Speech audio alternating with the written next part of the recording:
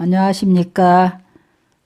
지금 이 시간은 능원경 50변마장 가운데 수음마의 경계, 수하면은 느낌, 받아들일 숫자죠.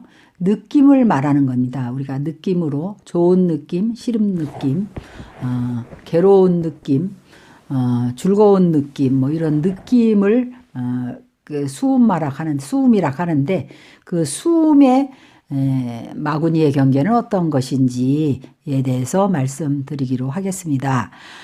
수음은 수온이라고도 하죠. 조견 오온경할 때 온인데 수온이라고 하며 고와 낙과 고수, 낙수 그렇습니다. 그 괴로운 느낌, 즐거운 느낌, 또 불고불락. 그거는 괴롭지도 않고 즐겁지도 않은 그런 느낌을 이제 세 가지로 크게 나누고 있습니다. 그래서 수음의 마는 허명한 망상을 근본으로 한다 그랬어요. 허하다 이 말이에요.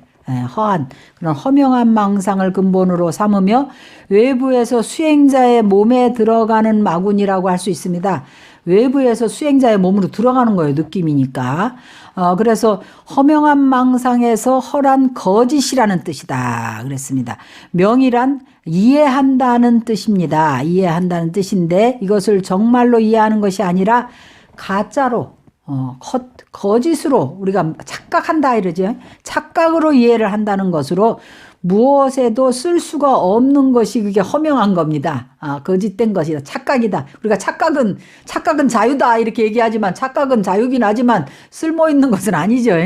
그래서 허명한 망상이다 그랬는데 세금의 망상은 견고한 망상입니다. 견고한 망상이고 마치 나무토마처럼 견고하다면 수음의 망상은 투명하지 않은 유리의 모습에 비출 수 있다고 이야기합니다. 그래서 그 허망한 것으로 거짓된 것이고 쓸 수 있는 것이 아니다 그랬어요. 그래서 이제 수음마가 들어오게 되면 수음의 마구니는 일단 비마라고 그럽니다. 첫 번째는 비마예요. 자꾸 눈물이 나와요. 그래서 얼마 전에도 어떤 그 수행을 하다가 어떤 보살님이 스님 저 비마가 들었나 봐요. 왜 그렇게 자꾸 눈물이 나오고 말을 하다가도 울고 뭐만 하면은 눈물부터 흘립니다. 그래 그런 경우가 많이 있어요. 그래서 이제 비마 슬픔의 마가 들어오는 경우가 많이 있는데 수행자가 정진 중에 마음을 안으로 억제하는 것이 지나쳐 가지고 마음을 억제하는 것이 지나쳐서 생기는 경계래요. 그러한 결과로 곤충과 같은 미물에 대해서도 연민심이 일어나고 무슨 얘기만 하면 눈물이 나와갖고 대성통곡도 하고 그래서 슬픔이 연민심이 매우 커져가지고 슬픔을 느끼는 그런 상태가 비마입니다. 그런데 또 두 번째는 용맹한 마구니가 들어와요. 그래가지고 얼마나 용기가 대단하고 무서운 게 하나도 없고 그래 되는지 갑자기 맹렬한 용기가 나가지고 부처님과 같이 자기가 부처님과 같대. 그래서 살불살조한다 막 이래가면서 큰 소리 치는 사람들 많이 있죠. 부처님과 같이 느껴져서 성인들을 업신여기는 사람. 그래갖고 다 업신여겨요. 요새 스님들도 하나도 훌륭한 사람이 없다 그러고 그 입만 열면 큰 소리 치는 사람이 있어요. 그래서 그거는 용맹한 마구니가 들어온 겁니다. 용맹한 마가 들어온 거고, 세 번째는 기억의 마가 들어온다 그랬어요. 선정력으로 마음을 닦아서, 그러니까 선정력만 열심히 선정만 닦다 보니까 지혜가 없어지는 사람이 있어요. 그래서 실제로 저도 우리 대만에서 정진할 때 그런 사람 봤거든요. 그 지혜가 없어서 문득 세잔하고 침울함을 정진이라고 느끼는 거예요. 그러니까 누가 봐도 저 사람 굉장히 열심히 정진하는데 뭔지 모르게 빛이 안 나고 이렇게 아주 암울한 것처럼 어둡게 느껴지는 사람이 있더라고요. 우리 도반 중에서 그런 사람이 있어서 저도 굉장히 왜 저럴까라는 생각을 많이 했었는데, 그래가지고, 암울한 상태를 정진이라고 느끼는 그런 상태에 빠지는 것입니다. 기억의 마가 수행자에게 들어가면 그의 마음속에 갑자기 크게 고갈된 느낌, 공허한 느낌이 들어요. 공허한 느낌. 너무 단조롭고 무미건조하다고 느끼는 것이다. 불법에 대해서 목마른 느낌을 내고 뭔가 계속 공허하게만 하고 한도 없이 목이 마르고 갈증이 나고 채워지지 않는 그런 실제로 우리가 정진하다가 스님들하고 이렇게 이야기를 하다 보면 그런 얘기를 하는 거를 가끔 듣습니다. 그런 것이 이제 기억에 막아 들어온 거래요. 그러니까 우리가 그런 부분을 잘 알아야 되겠습니다. 또 마치 선정에 든 입정에 든 모습과 같이 깊이 생각하고 기억하는 것을 수행하라고 착각을 해갖고 아주 깊이 생각하고 맨날 이렇게 선정에 들어있고 남들은 일어나서 방선하고 경행하는데도 일어나지도 않고 그러더라고요. 그런 것이 그 기억에 막 든 것입니다. 세 번째. 그 다음에 이제 네 번째는 미치광이 날뛰는 마구니가 들어요. 광마라 그래. 미칠 광자. 그 미치는 거예요. 그런 경우도 많이 흔히 우리가 쉽지 않게 볼 수 있어요. 흔히 볼 수 있는 건데 지혜의 힘이 선정력보다 지나쳐가지고 조금 얻은 것을 가지고 만족해. 조금만 얻었는데도 너무 만족해하고 부처가 이미 된 것으로 착각하는 경계예요. 그런 상태로서 마음으로 항상 살피는 것을 잃어버리고 지견에 빠지는 거예요. 그래가지고 자기 생각이 막 엄청나게 대단한 것이라고 큰 소리 치고 미친 사람처럼 날뛰는 그런 광마가 들어오고, 다섯 번째는 또 근심 걱정하는 마가 들어옵니다. 참 마도 여러 가지 그 수마에 들어가면 진짜 그런 근심을 많이 해. 그 우마라 그래요. 그러니까 우리는 쉽게 말하면 우울증이죠. 우울증에 마가 들어오는 거예요. 새로 증득한 것은 없고 예전 경계는 이미 없어지고 그런 것을 이제 없어졌음을 보고 근심에 빠져가지고 이게 그야말로 수행자들의 우울증이네. 근심에 빠져서 죽고 싶은 마음을 내기도 하는 상태. 그래서 이래 돼가지고 스님들이 실제로 수행자들이 자살하는 사람이 많습니다. 우리가 나타나지 않아서 그렇지. 그래서 스님들 사이에 밤에 그 제주도 가는 비행기표를 끊는다라는 그런 은어가 있어요. 그거는 스님들이 자살을 준비하는 이야기를 그렇게 합니다. 왜냐면 수행을 하다가 갑자기 우울증에 빠져가지고 아무 희망이 없고 마음이 계속 죽고 싶다는 마음을 내게 되고, 그게 수행자의 우울증이에요. 그리고 우마입니다. 그게. 근심 걱정의 마가 들어온 거예요. 그러니까 그런 거를 잘 알고, 상담을 해서 그 도반들한테도 상의를 해가지고 거기서 벗어나도록 노력을 해야 되겠습니다. 그래서 우리가 이런 마구니가 안 들어오려면, 옛날에 조사 스님들도 쌍수를 많이 했어, 쌍수. 그 쌍수가 뭐냐면, 선정쌍수. 영명연수 선사가 정토 나무아미타불도 하고, 참선도 했죠. 그렇게 쌍수, 천태종의 천태지자대에서는, 나무아미타불도 하고, 천태지관도 했습니다. 그리고 화엄종의 의상대사는 그 부석사 무량수전도 의상대사가 지은 거잖아요. 거기 보면 아미타불만 모셨잖아요. 그래서 의상대사 그 상자가 의상대사한테 잘못해갖고 쫓겨났는데 의상대사를 목각상을 모시고 다 했다는 거예요. 그래서 의상대사 하시는 말씀이 그 목각상에 영험이 있다면 동쪽으로 앉혀놔도 서쪽으로 돌아앉을 것이다 그랬어요. 그러니까 의상대사도 나무아미탑을 꼭 하셨습니다.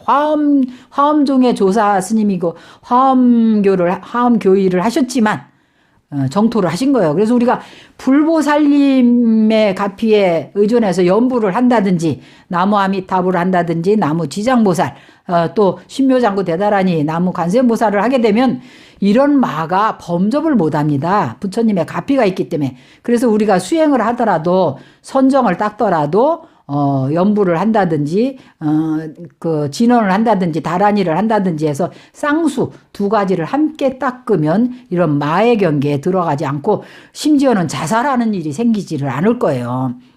그래서 여섯 번째는 기쁨의 마, 희마. 그래가지고 희마가 든 사람 또 보면은 장관입니다. 맨날 희희낙낙하고 혼자 기뻐 죽어요, 아주. 그런 사람도 우리가 흔히 보는데, 마음이 안온해지며 걷잡을 수 없는 기쁨에 휩싸이는 상태. 길거리에서 스스로 노래하고 춤추면서 부수고 경전을 훼손하기도 하고, 막 혼자 춤추고 노래하고 뭐 즐거워서 어쩔 줄 모르는 상태가 희마가 든 겁니다. 그리고 또 일곱 번째는 큰 아만의 마. 그게 아만의 만마라고 그래요. 아만의 마.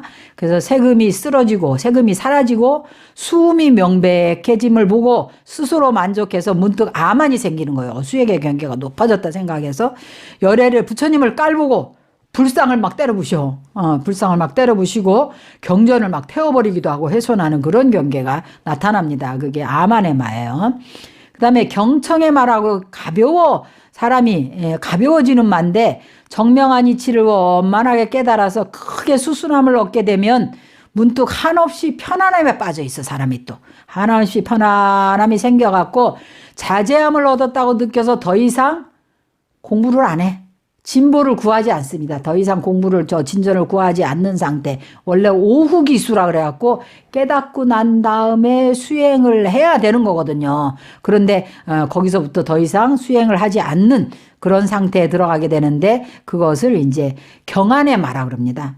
편안해져서 그 편안해진 상태에 빠져가지고 중생들을 그르쳐서 아비지옥으로 같이 떨어지게 된대요. 그런 사람은. 그리고 이제 9번째는 단멸의 마, 공의 마, 단공의 마에 빠진 거예요. 그래서 문득 허무함에 빠져가지고 인과를 부정하는 거예요. 인과가 없다고 한답니다. 그리고 무해행을 하고, 무해행이라고 말하면 모든 경전의 율장, 계율을 부정하고 자신도 파괴를 하고 또 사람들도 같이 잘못 인도해갖고 죄를 짓게 하는 것을 단멸의 마, 단공의 마라고 합니다. 그 다음에 10번째는 이제 가장 심각한 거죠. 음욕의 마에 빠지는 경우가 많아요. 그래가지고 마음에 호련히 애욕이 그렇게 생긴다 그래요. 저도 그런 얘기 수행하는 스님들 사이에서 가끔 들었는데 어느 경계가 되면 그 애욕이 그렇게 성해지는 거예요. 그것이 이제 우리 부처님도 마지막에 그 미녀들이 부처님을 막 유혹을 하잖아요. 왜냐면 이 사바세계에 우리가 태어나게 된 근본 업이 음욕이잖아요. 그렇기 때문에 그것이 가장 마지막에 끊어지는 모양이더라고. 그래서 애욕의 마가 생겨가지고 그 애욕심이 불붙듯이 일어나고 그거를 막 어떻게 관리가 안 될 정도로 그런 상태에 빠져가지고 아무하고나 막 나하고 어떻게 해보자고 막 그러고 돌아다니고 그런 사람들이 있어요. 수행하다가 잘못돼가지고 그런 경계가 나타나는데 그것이 애욕의 마라고 했습니다. 그래서 공부하는 마음으로 정진하기를 극에 이르게 되면 그 용심하는 마음이 애를 써서 노력을 하는데 노력하는 것이 그 적당해야 되는데 과여불급이다 그랬잖아요. 지나치게 과하게 되어서 이런 경계들이 생겨나는 겁니다.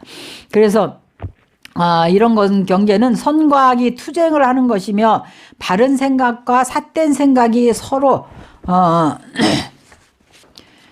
다투면서 무엇이 정념인지 무엇이 사념인지를 인식하지 못하는 상태가 되는 것입니다.